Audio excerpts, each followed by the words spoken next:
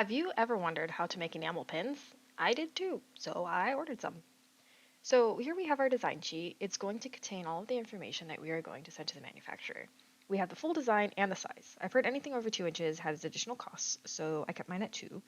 This is the screen print section. I put everything that I want to be screen printed here. This is the front of the pin and contains the information for the enamel colors and the metal outlines. Manufacturers use Pantone colors, so it's important to get familiar with the solid coated Pantone colors. This is the back of the pin. I want to have a logo so people can remember who they bought the pin from. I also wanted to post so the pin isn't flopping all over the place. It's got to be secure.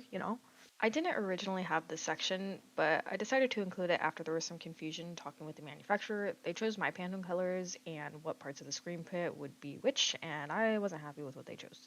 It's important to do this work ahead of time and to be detail oriented. In order to easily lay out the colors in the screen print section, you can do this. Select your colors with the direct selection tool or white arrow. Navigate to Select, Same, Fill Color.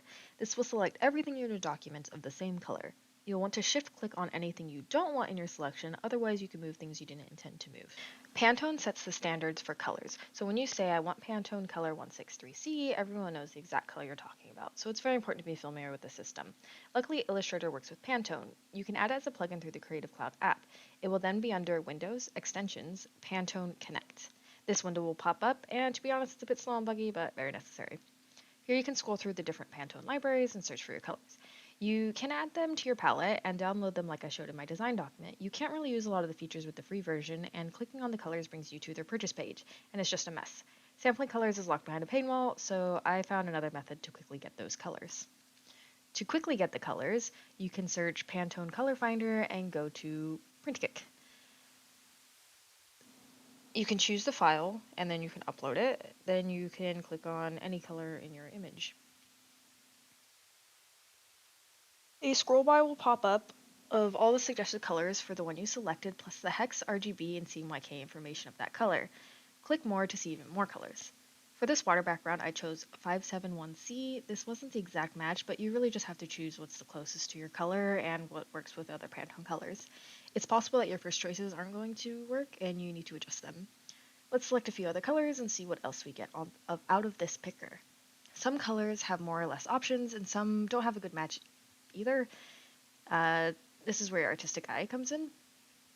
I found that pink has a lot of options. Just look at all of those. It's a ton. So now that you have the general idea of what the colors you want, you can search for them in the Pantone plugin I showed you earlier and download the palette like this. You can select by color and change the color of everything in the selection to the new color with the eyedropper tool. Once your document is ready and you've sent it off, you might get a digital proof of your design. Go over this with a fine-tooth comb because it's what your product is going to look like.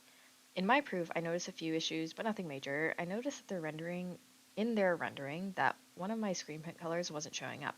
It was correct in the layout below, so I mentioned that I wanted to make sure it was there. I also noted that one of these little dots on the kelp hair wasn't the correct color, so I pointed that out as well. You never want to assume that it's going to be fixed or that it's just rendering, and surely they know what I want, because they probably don't, and they want to run their business quickly and efficiently. And that's it, guys. This is the first time I've ordered pins, and it's so daunting and expensive, so I wanted to share what I've learned so far and hope that I can help some of you in your exciting art journey. I'll keep you posted. Bye!